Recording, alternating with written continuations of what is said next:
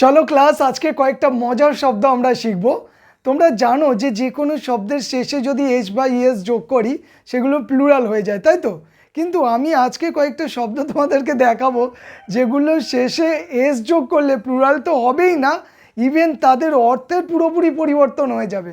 চলো বোর্ডের দিকে তাকাও, ইন্টারেস্টিং শব্দগুলো শেখো। দেখো, কপার আছে, তোমরা জানো কপার মানে তামা, কিন্তু কপারের সাথে যদি আমরা এস যোগ করে দিই তাহলে কপার্স হয়ে যাবে, তখন কিন্তু এটা পয়সাকে বোঝাবে, ঠিক আছে?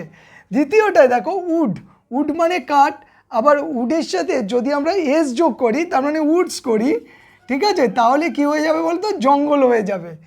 আয়রন, আয়রনের সাথে যদি আমরা এস যোগ করি তাহলে কি হবে বলো তো? আয়রনস হবে, তাই না?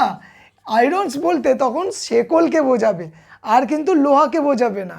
তারপর দেখো টিন, টিন মানে আমরা জানি টিনকে বোঝায়, কিন্তু আমরা যদি টিনের সাথে এস যোগ করি না তাহলে ক্যানিস্তারাকে বোঝাবে। পরেরটাই দেখো স্কেল, স্কেল মানে জানো তোমরা স্কেল, যে স্কেলে লেখা হয়।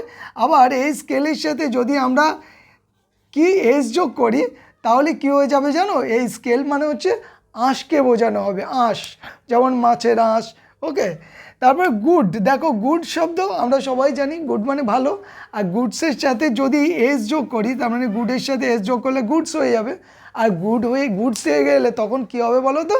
তখন হবে মালপত্রকে বোঝানো হবে। তোমরা দেখবে অনেক লরিতে লেখা আছে গুড ক্যারেজ, ঠিক আছে? তাহলে ওই গুডস মানে হচ্ছে মালপত্রকে বোঝানো হয়।